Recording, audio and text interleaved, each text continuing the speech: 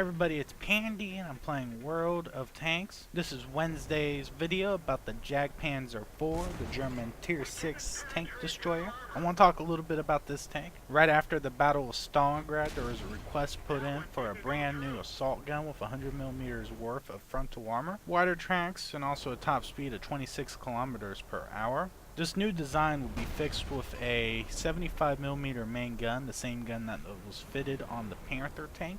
There was a whole plan for a brand new chassis to be used, but they went ahead and decided to go ahead and use the hull of the Panzer IV. At that time, right after the Battle of Stalingrad, they were looking to be as efficient and also pretty much use old hulls and pretty much redesign them so that they can simplify manufacturing. The Jagdpanzer IV had most of its front hull plates replaced with sloped armor plates, along with the classmate that was being sloped in the front along with its whole superstructure. The superstructure pretty much had 80mm thick of sloped armor. To help with the manufacturing, the superstructure was made out of large interlocking plates and they were welded together once they were placed together.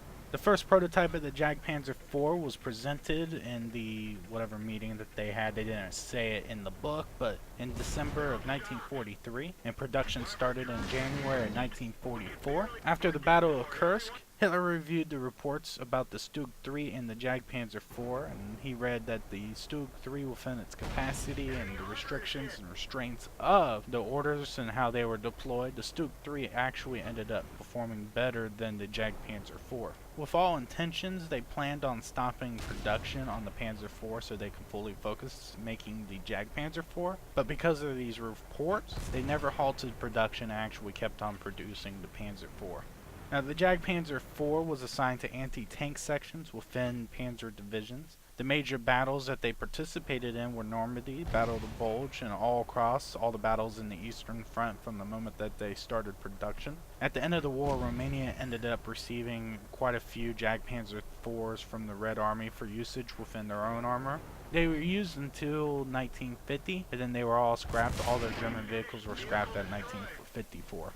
West Germany developed their own version of the Jagdpanzer. I can't really pronounce the name, but it was one of the few classmate self-propelled guns built post-World War II. It's actually a pretty decent looking tank, and they used that bad boy until the 1990s. My overall review on this tank is that it is crap, it is junk, and it is a piece of shit. I usually don't talk crap about tanks simply because, you know, what they are. Yeah, I might have been critical about the review on the Tiger tank simply because it wasn't all that great within World of Tanks. Granted that it was more related to matchmaking, and that was the problem. Matchmaking simply shits on the Tiger tank. But the Jagdpanzer IV is just simply the worst tank destroyer I've actually played out of all the tanks I've played, including tank destroyers. And yeah, it is the worst tank I've ever actually played.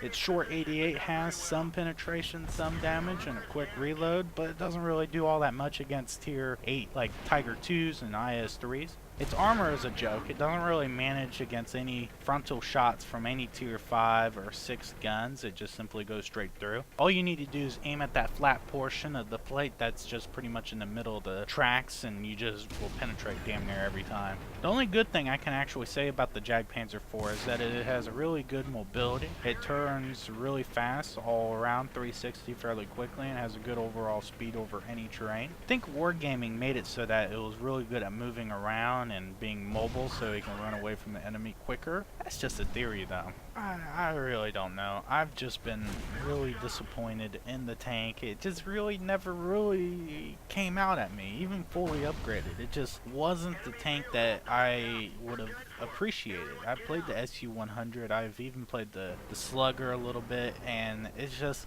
this tank is just nothing. It's not a good tank. I've gotten 30k experience in getting the Jagdpanther, and I haven't played it since. I actually plan on just using 30k worth of free experience that I might convert over and just skip this one because it's just, oh, it's so disappointing.